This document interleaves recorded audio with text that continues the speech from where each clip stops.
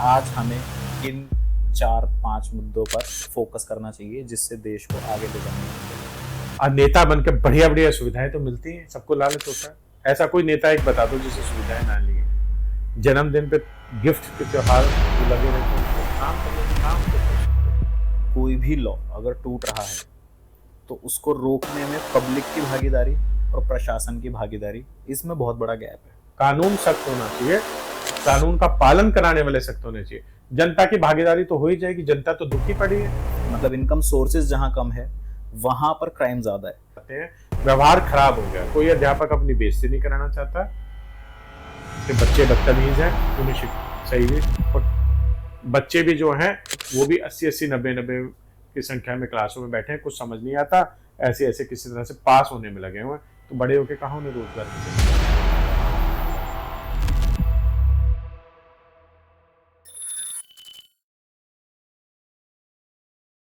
नमस्कार। आज हम एक ऐसी हस्ती के साथ बैठे हैं जो दिल्ली में समाज सेवा का पर्याय बन चुके हैं, जिन्होंने महादेव सेना के नाम से अपने संगठन की शुरुआत की और आज दिल्ली और देश भर के जन जन तक समाज सेवा और एकजुटता का संदेश लेकर जाने का मिशन चला रहे हैं।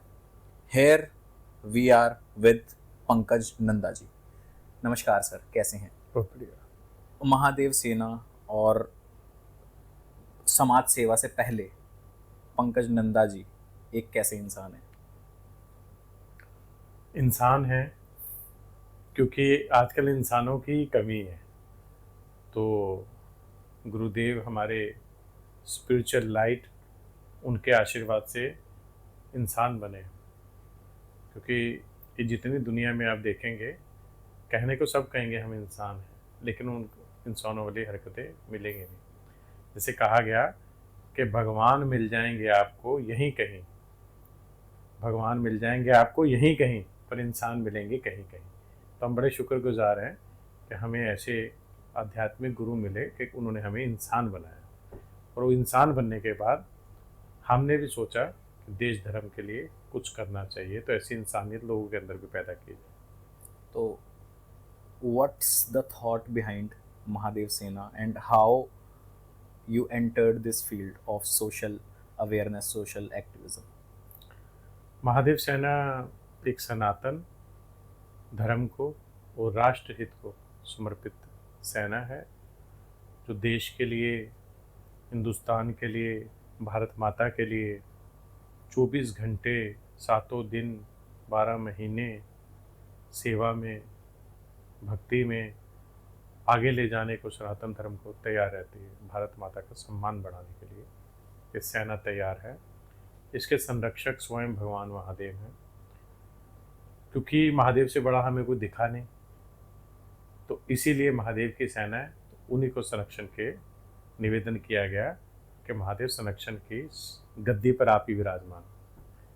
अब इसके बाद बहुत लोगों को संरक्षण की बात समझ नहीं आती। कई कई नेता भी मिले, मित्र, और उनके जानकारों के थ्रू मैसेज आया कि आप इन्हें संरक्षक बना दीजिए। उसमें हमने ये कहा कि महादेव की सेना है, और महादेव भगवान त्रिलोकीनाथ है, महादेव है, देवों के देव है, तो इनके बराबर तो गद्दी किसी की लग नहीं सकती। संरक्षक महादेव रहेंगे, बाकी सारे पद सबके लिए खुले हैं। उस पर जहाँ पे आपका इच्छा हो और शक्ति हो, उस तरह का कार्य करने के तो विराजमान होते जाए। तो देश धर्म को, राष्ट्र को, सनातन को समर्पित महादेव सेना भगवान महादेव के चरणों की शक्ति से चल रही है। क्या क्या कार्य इस सेना में कर रहे हैं सर? अभी कुछ समय के अंदर ही महादेव सेना का बहुत कार्यों में करने का जो प्रभु की कृपा से योगदान रहा। जैसे कि आपने देखा मणिपुर के अंदर जो अशांति फैली, हिंदू मैतीस के साथ बहुत बड़ी घटनाएं घटी, उसके 1200 साल पुराना एक मंदिर वहाँ पर तोड़ दिया गया, किसी ने आवाज़ ही नहीं उठाई। और महादेव सेना को जब मणिपुर से मैती समुदाय की तरफ से लोग आकर के मिले, उन्होंने घटना बताई, तो महादेव सेना ने जंतर मंतर के ऊपर जाकर के हिंदू मैती समुदाय की आवाज़ को बुलंद किया, और जो 1200 साल पुराना भगवान महादेव का मंदिर तोड़ा गया, उसका विरोध किया। कहा गया कि आपकी अपनी लड़ाइयाँ हो सकती हैं राज्यों के, क्षेत्रों की, लेकिन आप इसमें किसी के आस्था को, धर्म को नुकसान नहीं पहुंचा सकते। बहुत बड़ा नरसंहार वहाँ हुआ, जो नहीं होना चाहिए था, बड़ा गलत है। और साथ में देखा गया कि जब भी कुछ दूसरे समुदाय के लोग हिंदुओं के ऊपर आक्रमण करते हैं, शुरू से आप देखते आएंगे, तो सबसे पहले जो है वो आपके धार्मिक स्थानों को चिन्हित करके उनको विध्वंस करते हैं। तो अभी मौजूदा में तो जो हमारी सरकारें हैं, पूरा हिंदुस्तान का राज है, अच्छा शासन है, तो ऐसी उम्मीदें हम नहीं कर सकते। कम से कम आज की स्थिति में भारत के अंदर कोई भी, हिंदुस्तान के अंदर जो सबसे बड़ा जनसंख्या समुदाय, सब के सब हिंदू हैं, उनके धार्मिक स्थानों को कोई भी ध्वंस करे, नुकसान पहुंचाए, चाहे वो किसी भी धर्म संप्रदाय से हो, कोई भी व्यक्ति हो, देश की ताकत, विदेशी ताकतें, आतंकवादी ताकतें हों, उन सब को सरकार को कुचल देना चाहिए बड़ी शक्ति के साथ। तो महादेव सेना ने इसकी आवाज़ उठाई, विरोध किया, और फिर वहाँ से हमें मणिपुर से भी कहा गया कि आप यहाँ आइए, यहाँ से आकर के भी आवाज़ उठाएं। तो उसकी भी कोशिश की, लेकिन जो सरकार के से बातचीत हुई तो हालात बड़े ख़राब थे वहाँ जाने के, तो इसलिए वहाँ तो नहीं जा पाए। लेकिन दिल्ली से बार बार जो जितनी आवाज़ उठा सकते थे, गृह मंत्रालय तक, प्रधानमंत्री जी तक, वहाँ के मुख्यमंत्री तक, राष्ट्रपति जी तक, वो सब हमने उठाई। और पूरे नॉर्थ ईस्ट के अंदर, यहाँ तक चाइना तक भी महादेव सेना ने जो है इस आवाज़ को उठाया कि मणिपुर के अंदर एक न्याय व्यवस्था और शांति की प्रक्रिया हो, और वहाँ पर जो है हिंदू मैथिस को भी उनका अधिकार, उनका हक मिले। क्योंकि वहाँ पर देखो, बाहर से लोग आए थे, कुकीज़ जो हैं वो हिंदुस्तान के तो थे ही नहीं।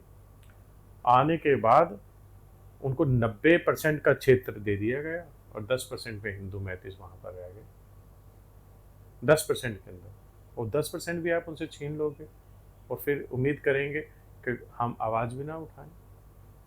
अच्छा, जुल्म भी दूसरे लोग करते हैं और बदनाम भी हिंदुस्तान और हिंदुओं को करते हैं, क्योंकि हिंदुस्तानियों और हिंदुओं के अंदर एकता की कमी होने के कारण इनकी आवाज़ उठाई नहीं जाती। वो लोग शातिर होते हैं। एक तो उन्होंने खुद वहाँ विध्वंस किया, जो भगवान महादेव का मंदिर तोड़ा, ये महादेव सेना को सबसे बुरी बात लगी। उसको तोड़, क्या बिगाड़ा महादेव ने किसी का? महादेव तो ऐसे हैं जो राक्षसों के भी हैं, देवताओं के भी हैं, उनके सारे प्रेमी। उन लोगों ने विध्वंस किया, वहां पर नरसंहार किया, और देश विदेश की ताकतों को साथ लेकर के अपने हित में आवाज उठाई।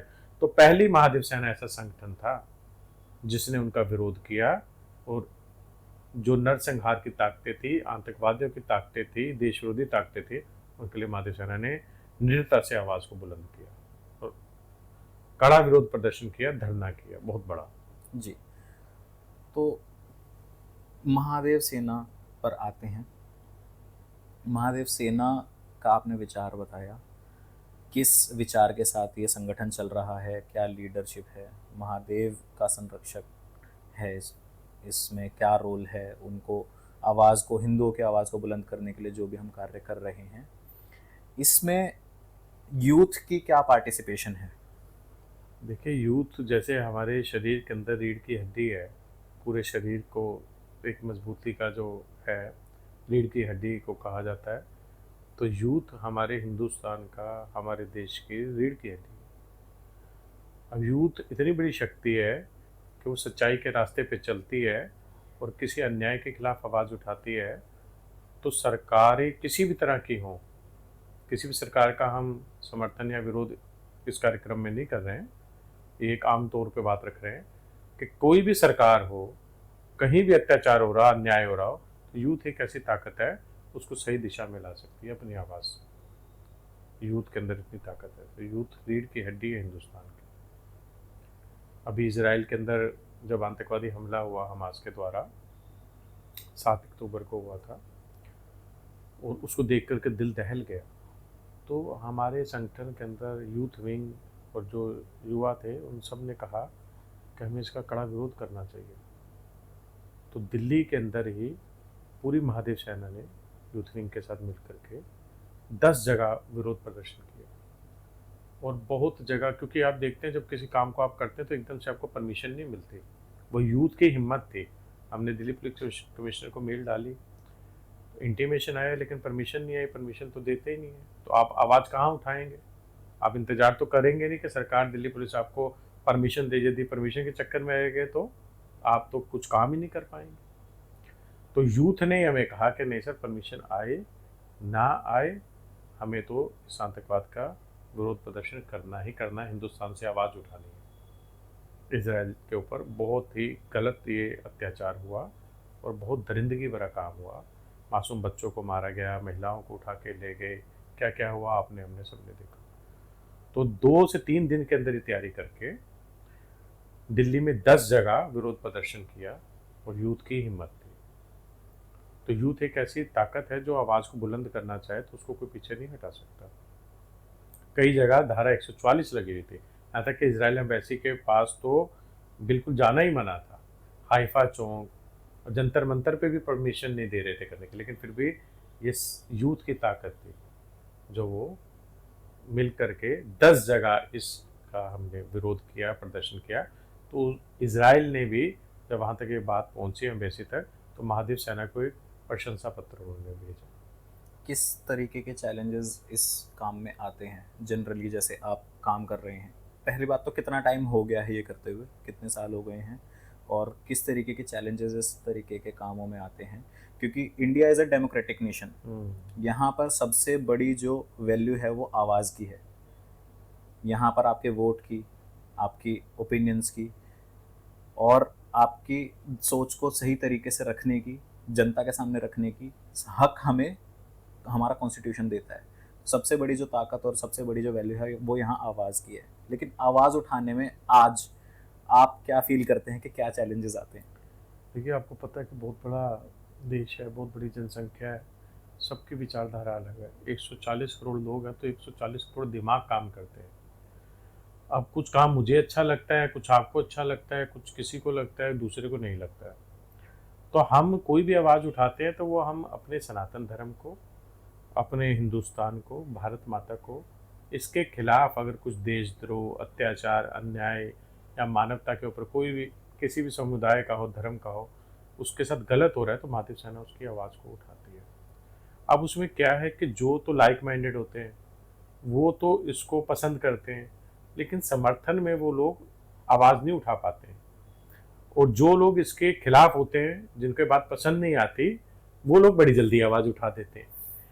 तो इसमें एक दिन आपका प्रश्न बड़ा अच्छा लगा, क्योंकि चर्चा होनी चाहिए। हम भी सोच रहे थे, अभी आपने देखा था साईं बाबा के मंदिर से मूर्तियां हटाओ, एक बहुत बड़ा प्रोपोगंडा चला, साईं बाबा हिंदू नहीं है।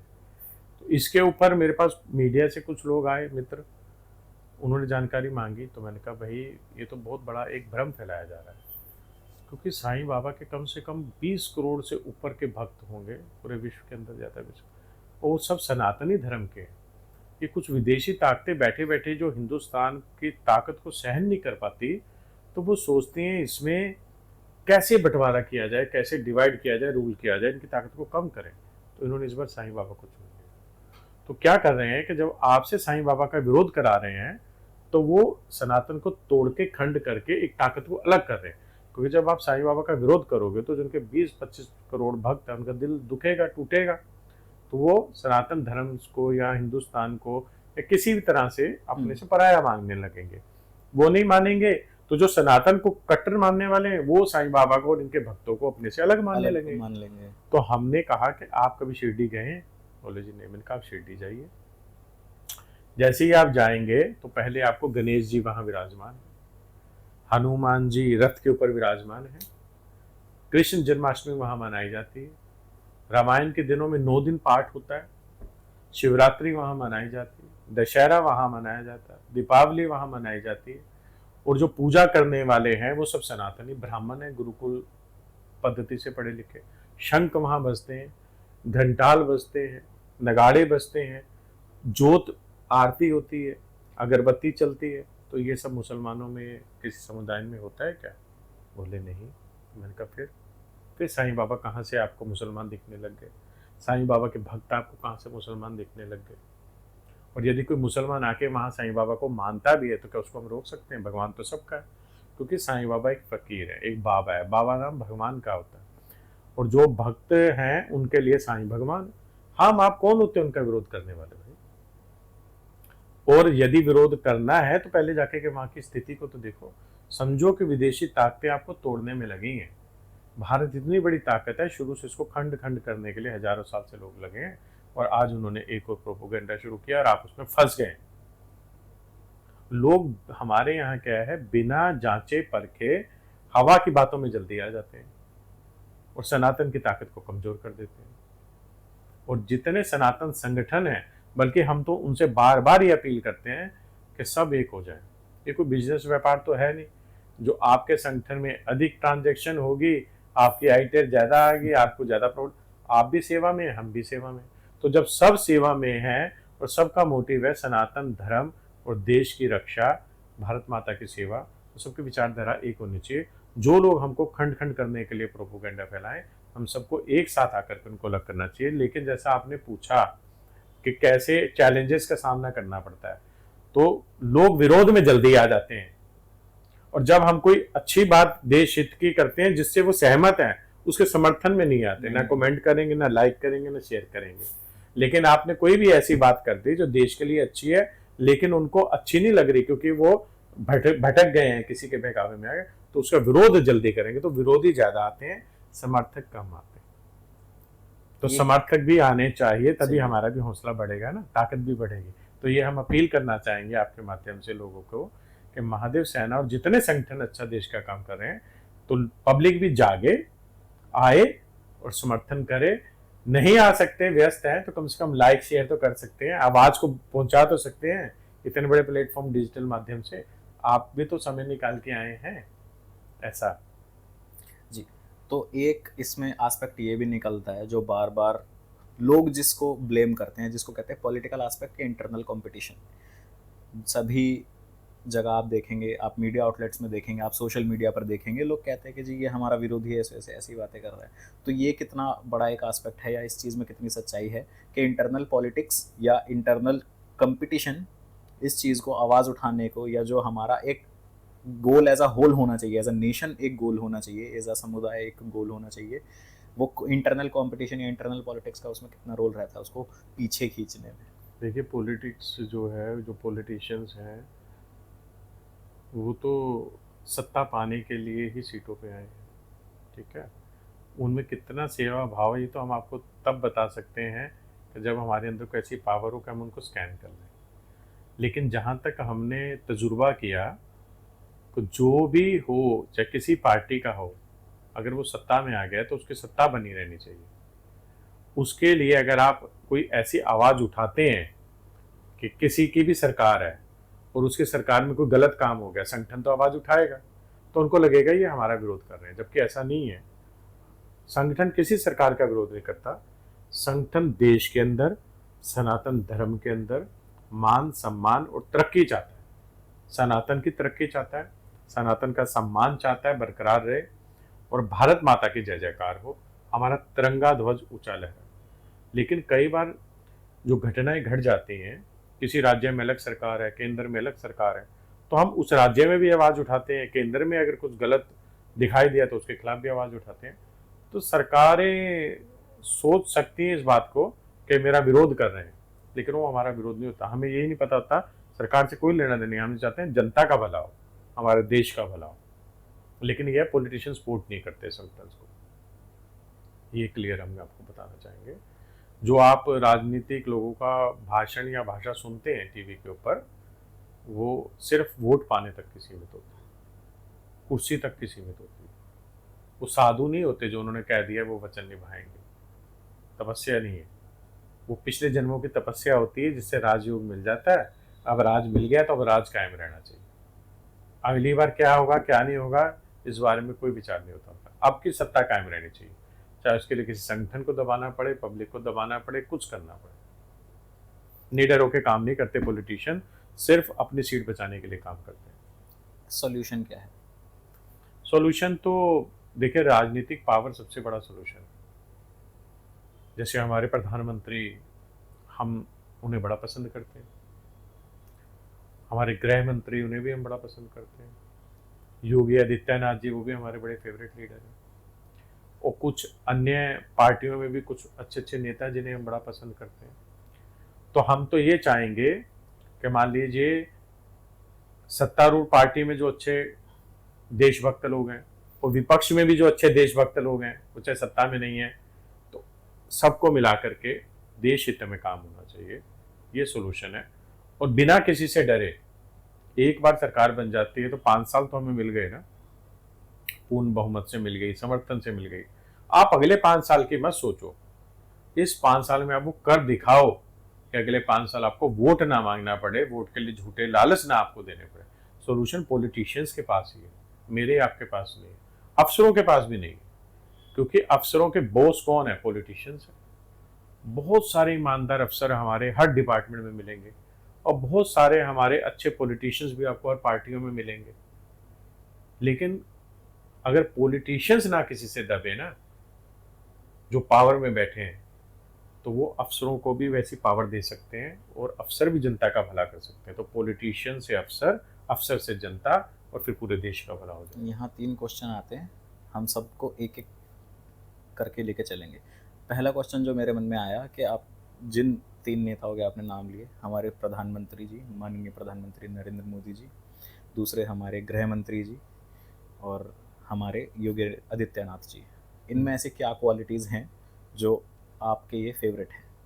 देखिए, प्रधानमंत्री जी के अंदर एक बड़ी सहजता है, स्ट्रगल किया है उन्होंने, देखा है, चले हैं, बड़े तजुर्बेकार हैं, अपना सबको मानते हैं और पूर्ण समर्पित हैं वो देश के प्रति। जीवन में उन्होंने कुछ और किसी तरफ ध्यान नहीं दिया, लेकिन वो जो इतने बड़े पद पे बैठे हैं, वो कुछ चाहते हुए भी, लेकिन उनके नीचे इतनी लंबी टीम होती है ना, अगर वो भी उनको अपना आदर्श मान ले, जैसे हम आप मान रहे हैं, तो टीम भी सुधरती जाएगी और देश भी सुधरता चला जाएगा। और वो उन्हीं कामों के बारे में सोचते हैं जो देश के और गरीबों के हित में हो। फिर भी मैं सोचता हूँ कहीं ना कहीं उनकी कुछ मजबूरी रह जाती है कुछ सख्त डिसीजन लेने में, वो पॉलिटिकल पावर के कारण, क्योंकि जैसी उनकी विचारधारा है, हो सकता है उनके साथ जुड़े नेताओं की या नीचे जुड़े नेताओं की या संगठन की ऐसी विचारधारा होती हो। अगर वो फुल फ्री हो तो पता नहीं देश के लिए क्या कर जाए। कहते हैं जब किसी को देखने में अच्छा लगे, जब किसी को देख के आपको सुकून मिले, तो समझ लेना कि दिल मिला हुआ। तो ऐसे तो हमें डॉक्टर मनमोहन सिंह भी बड़े अच्छे लगते थे, वो भी लेकिन दबे हुए थे किसी कारण से। अगर वो फुल पावर में होते तो वो भी बड़ा अच्छा काम करते। तो ऐसा कुछ नहीं है कि प्रधानमंत्री मोदी जी को हम किसी व्यक्तिगत स्वार्थ के कारण अच्छा बता रहे हैं, हम तो उन्हें कभी मिले भी, ठीक है ना। और ऐसा भी नहीं कि मेरा ये इंटरव्यू या हमारी ये बातचीत वो उन तक पहुंचे या वो देखेंगे भी।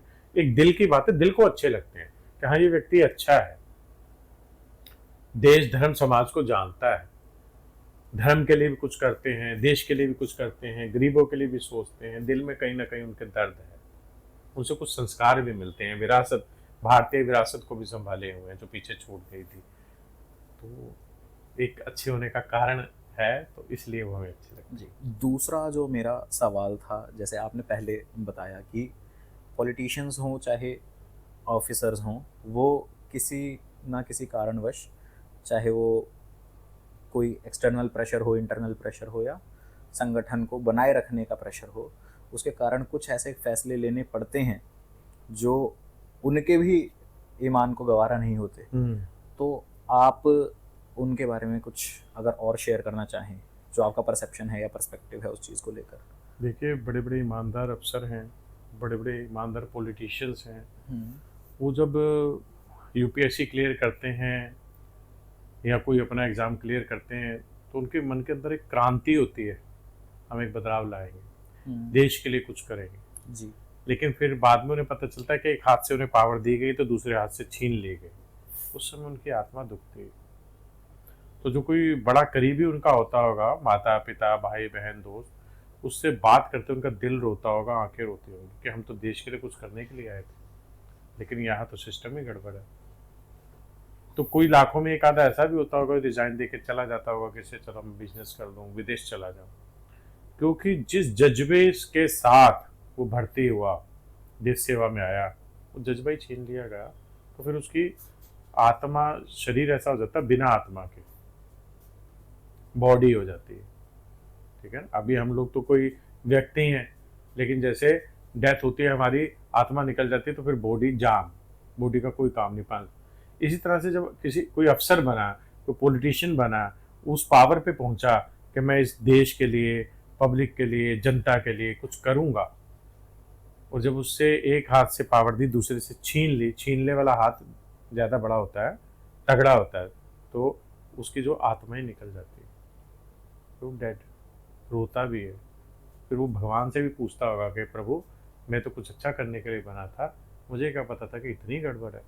तो एक छोटा बच्चा, बहुत साल पुराना, हमारे महाराज जी का इंटरव्यू है दर्शन दास जी का लंदन में, उन्होंने भी देश के लिए अपना बलिदान दिया, हिंदुस्तान के टुकड़े नहीं होने दिए।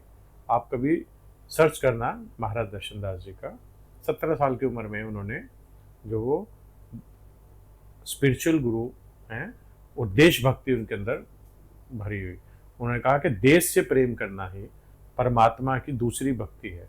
देश हमारी जड़ है, भक्ति उसकी शाखा, तथा शक्ति उसका फल।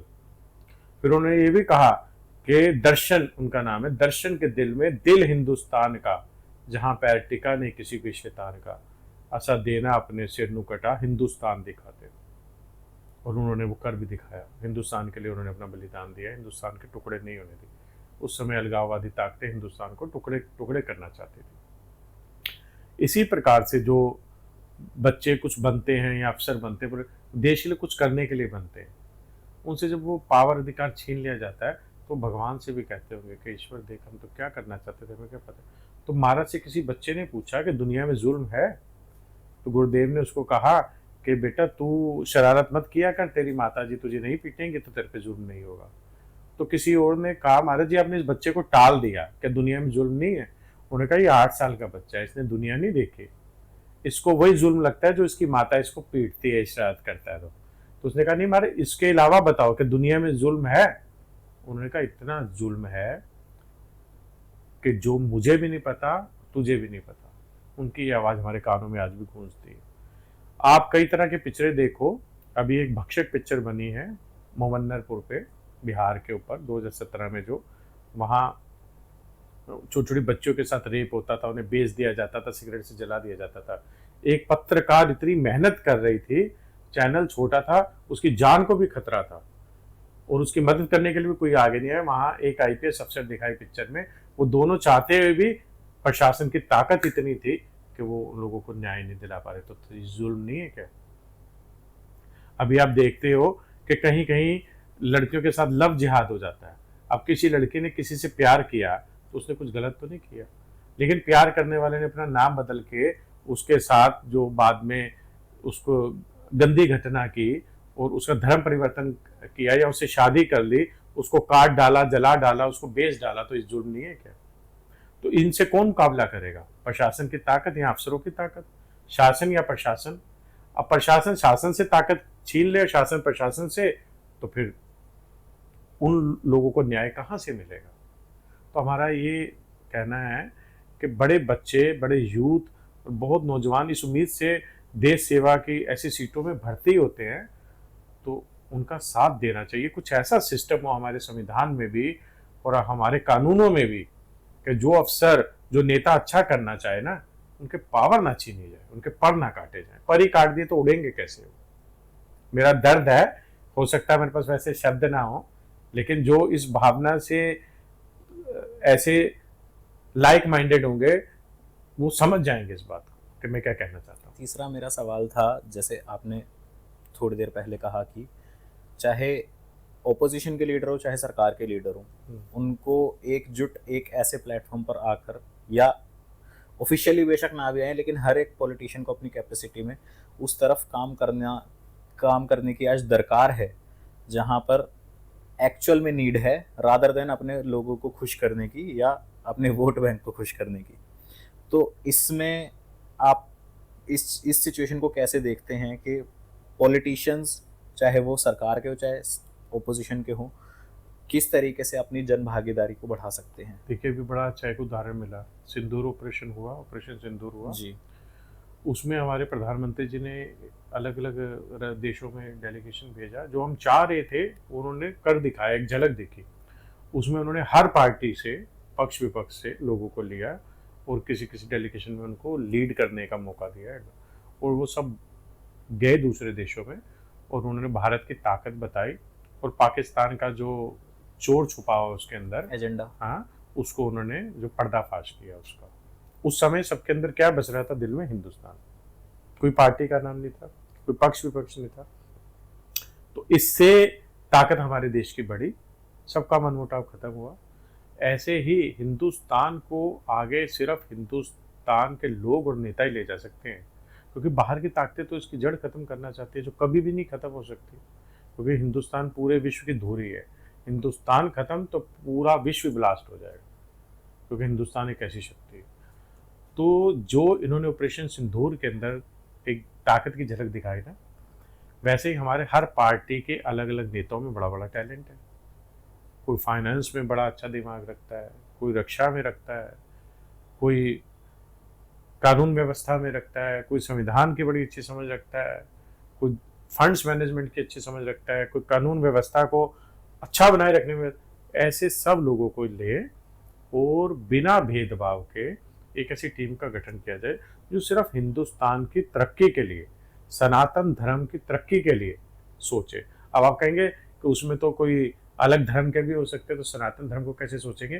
तो मैं आपको ये बताना चाहूँगा, हिंदुस्तान में रहने वाला हर नागरिक सनातन धर्म है। क्योंकि जैसे हम एक परिवार में पैदा होते हैं ना, उस परिवार में अब जैसे पृथ्वी हमारी माता है, इसमें हम अलग अलग पौधे लगा देते हैं, आम का है, सेब का है, केले का है, फल, तो लेकिन है तो हम सब उसी जड़ में ना। तो हम सब किसी भी धर्म मजहब के हों, हिंदुस्तान के लोग सब सनातनी हैं। तो सनातन को आगे ले जाने के लिए सोचेंगे तो अपने धर्म को भी मजबूत बना पाएंगे। सनातन मजबूत नहीं होगा तो कोई मजबूत नहीं होगा। और देश मजबूत की सोचे, क्योंकि देश मजबूत है, हमारा घर मजबूत है, तो बच्चे भी मजबूत हैं। परिवार से तो मजबूती आती है ना, फिर कोई दुश्मन देख भी नहीं सकता।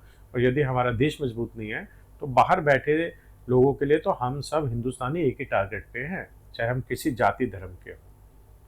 तो ऐसे ऐसे लोगों को हर पार्टी से ले लेना चाहिए जो अपनी अच्छी समझ रखते हैं, उनको लेकर के देश को आगे बढ़ाने का काम करना चाहिए।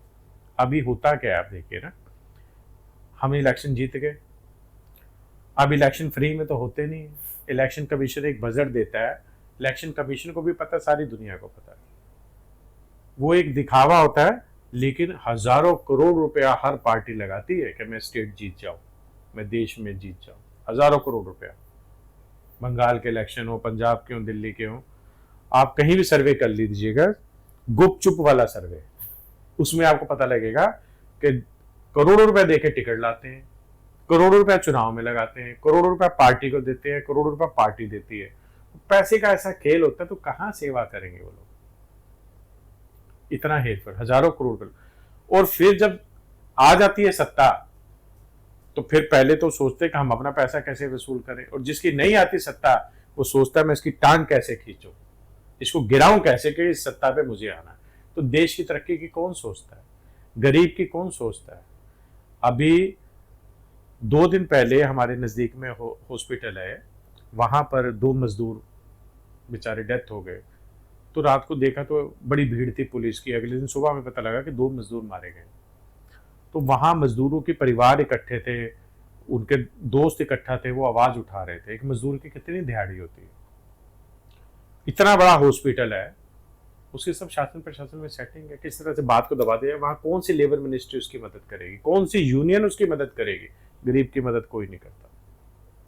और वो ही ताकत जो वो मैनेज करने में लगाएंगे, लेबर मिनिस्ट्री को, यूनियन को या पुलिस को, वो पैसा इकट्ठा करके, हमारी ये राय है कि उन मजदूरों को दे दें, उसके जो बच्चे गरीब होंगे उसकी पालन पोषण हो जाए। उसके लिए अगर लाख रुपया भी देंगे तो करोड़ों के बराबर, लेकिन लाखों रुपया अपने बचाव में लगा देंगे, उसको नहीं देंगे। ये सब देश में हो रहा है। देश की तरक्की के लिए नहीं काम करती पार्टियां, एक सत्ता पाने के लिए और दूसरी उसको गिराने के लिए। जब से देश आजाद हुआ है ये चल रहा है, एक सत्ता में आ गई, दूसरी गिराने में लग गई, एक सत्ता में आ गई, दूसरी गिराने में लग गई। अब जब वो सत्ता में आ जाएगी तो ये गिराने में लग जाएगी। तो मैं चाहता हूं कि इस खेल को बंद करें और एक हो जाए। देखो, आपको नेता बनना है, चाहे मैं भी हूं, और नेता बनकर बढ़िया बढ़िया सुविधाएं तो मिलती हैं, सबको लालच होता है, ऐसा कोई नेता एक बता दो जिसे सुविधाएं ना ली हो, कोई साधु प्रवृत्ति का होगा वो, लेकिन एक ही मिलेगा कोई आपको ढूंढोगे तो। ढूंढना आप, सबको बड़े बंगले मिलते हैं, स्टेट में भी मिलते हैं, केंद्र में भी मिलते हैं, कैपिटल में भी मिलते हैं, यहाँ भी सिक्योरिटी मिलती है, घर में भी मिलती है, टिकटें हवाई जहाज की फ्री मिलती हैं। आपके मेरे जैसे लोग खूब मिठाइयाँ गुलदस्ते लेके हम जाते हैं, जन्मदिन पे गिफ्ट के त्योहार वो लगे रहते हैं उनके पास, काम करने की कहाँ उनको फुर्सत रहती है। तो ये मौज करने के लिए नेतागिरी ना हो, देश के लिए कुछ करने के लिए हो, और पार्टियां सत्ता में आने के लिए आए, लेकिन सत्ता में आके काम करने के लिए आए। यानी कि अगले 5 साल में देखूंगा, पहले मैं अपनी सीट को बचा के रखूँ। बड़ा बड़ा दर्द है, आपने ऐसा क्वेश्चन पूछ लिया कि जो है ना वो आपने दुखती रग हमारी छेड़ दी। चलिए, नेक्स्ट क्वेश्चन इज कि what's the need of the hour. आपके अकॉर्डिंग इतनी सारे प्रॉब्लम्स है, आज हमें किन 4-5 मुद्दों पर फोकस करना चाहिए जिससे देश को आगे ले जाने में मदद हो? देखो, पहले तो देश के अंदर जो सबसे पहली बात है कि एक दूसरे को पार्टियां जो है नीचा ना दिखाएं, मिलके काम करें। ये तो राजनीतिक लोगों के लिए कुछ ऐसा करें, असंभव नहीं है, संभव है, कुछ निकल सकता है, ठीक है, यदि स्वार्थ छोड़ा जाए और जनता के बारे में वो सोचे कि गरीबी से देश को कैसे निकाला जाए। और दूसरा, धर्म परिवर्तन को रोका जाए, क्योंकि हिंदुस्तान की जड़ को कमजोर करने में ये लगे। पंजाब स्टेट के अंदर भी आप देख रहे हैं, नशे ने पहले बहुत खराब किया, अब नशा पूरे हिंदुस्तान में, नशे की जड़ को खत्म किया जाए, धर्म परिवर्तन की जड़ को खत्म किया जाए। पंजाब के अंदर भी आज जो है बहुत बड़ा स्तर पर धर्म परिवर्तन हो रहा है। पंजाब को पहले बचाने की जरूरत है, वहां के नेताओं को भी, केंद्र के नेताओं को भी, हमको आपको भी। आतंकवाद को जड़ से खत्म किया जाए मिलजुल के। और विदेशी ताकतें जो हिंदुस्तान को गिराने में लगी हैं, ये हम सबको, भारतवासियों को एक हो जाना चाहिए इसके ऊपर। हमारे हिंदुस्तान के अंदर बलात्कार बंद होने चाहिए, कानून की सजा बहुत तगड़ी होनी चाहिए, और अफसरों की पावर ना छीनी जाए। लेकिन यदि अफसर भी कुछ परसेंटेज करप्ट हैं, अच्छे नहीं हैं, तो उनको माफ भी नहीं किया जाना चाहिए। लव जिहाद को बहुत तेजी से हिंदुस्तान के अंदर रोकना चाहिए, और विदेशी ताकतों के पैर हिंदुस्तान में ना फैलें, और भारत की ताकत को खंड खंड ना करें, इसकी बहुत बड़ी आवश्यकता है। ये तो हो गई प्रॉब्लम्स, इनके सॉल्यूशन भी नहीं है ना।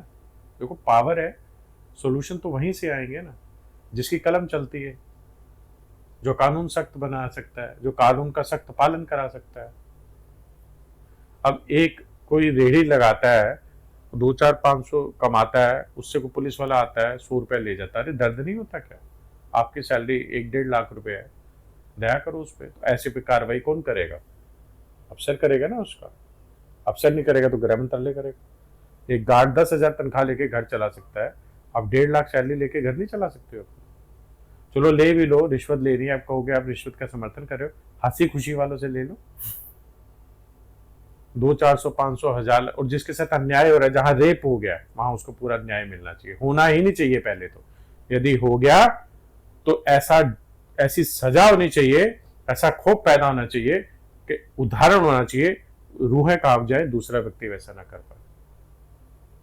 नशे के ऊपर, नशा यूथ के अंदर, कॉलेजों में, हर जगह पहुंच रहा है, बड़ी सख्त कार्रवाई है नशा बेचने वालों पे भी और नशा खरीदने वालों पे भी। इंटरनली सभी लोग ये चीज़ बोलते भी हैं और इस चीज़ को एडवोकेट भी करते हैं कि कोई भी लॉ अगर टूट रहा है तो उसको रोकने में पब्लिक की भागीदारी और प्रशासन की भागीदारी, इसमें बहुत बड़ा गैप है।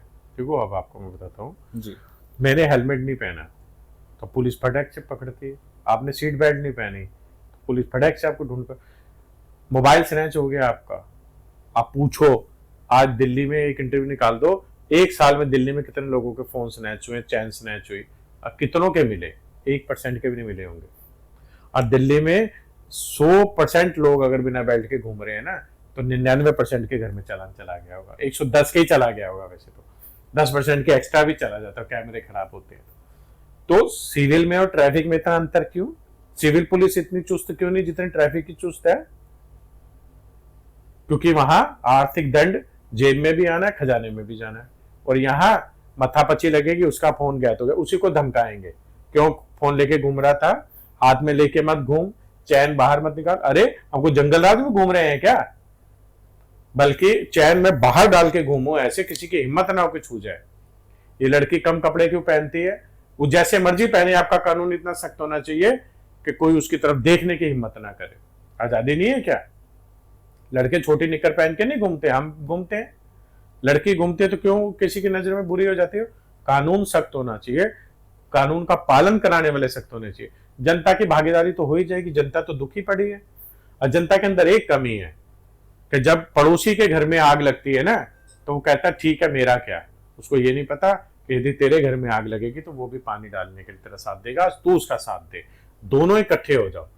जनता से हमारी ये अपील है भागीदारी की कि जनता एक हो जाए, दूसरे के दर्द को अपना दर्द समझे, और ये ना सोचे कि पड़ोसियों के घर में जो वीर सपूत पैदा हो यही लड़े देश के लिए, सनातन के लिए, मेरे घर में ना हो।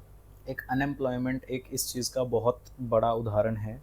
लोग इस चीज़ को बहुत दोष देते हैं कि जहाँ एक इनकम का मतलब इनकम सोर्सेज जहाँ कम है वहाँ पर क्राइम ज़्यादा है।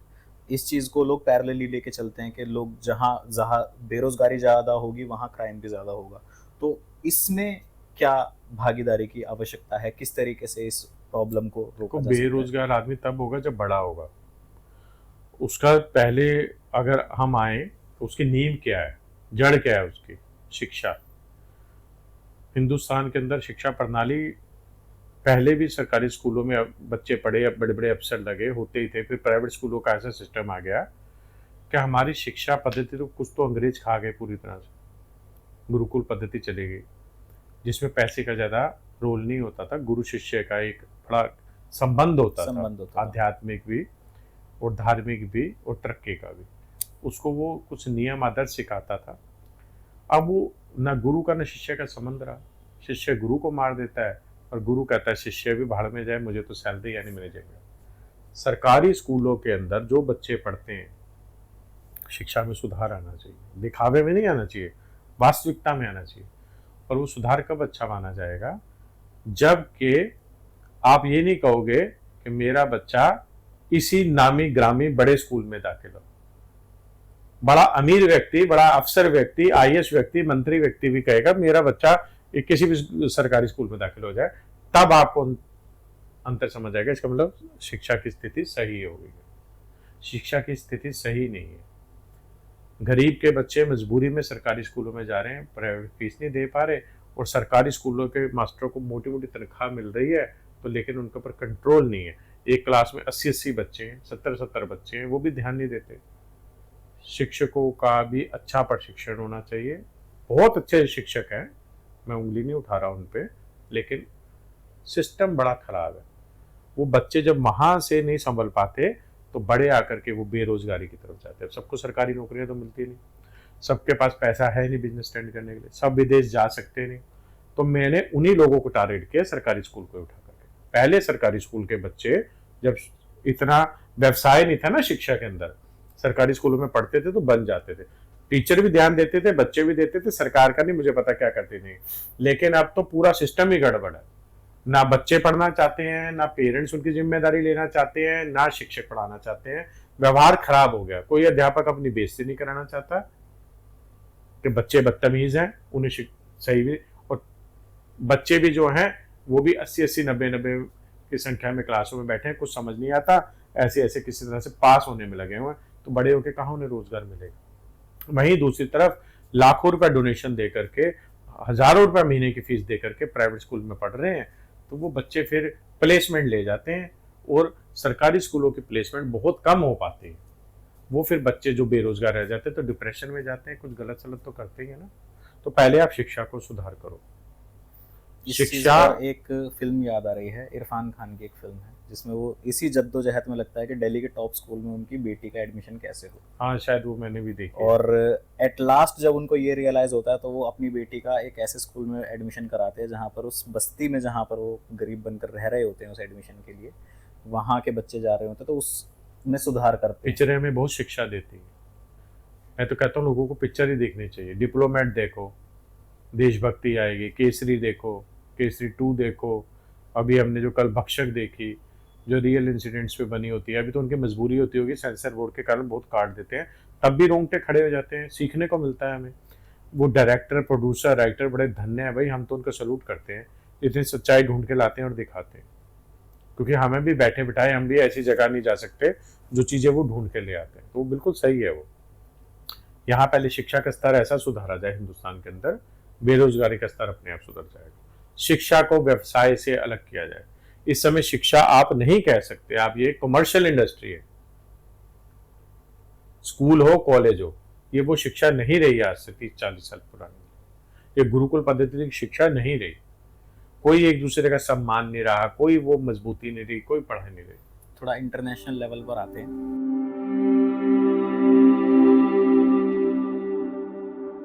यहाँ आपके हिसाब से कहाँ फंडामेंटल गलती हो रही है कि लोन्स भी मिल रहे हैं, फंडिंग भी मिल रही है, उसके बाद भी इनोवेशन में इतनी कमी क्यों है?